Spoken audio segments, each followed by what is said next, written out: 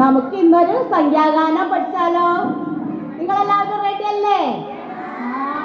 ടീച്ചർമാര് കാണിക്കണത് അതേപോലെ കാണിക്കണം കേട്ടോ. റെഡി അല്ലേ?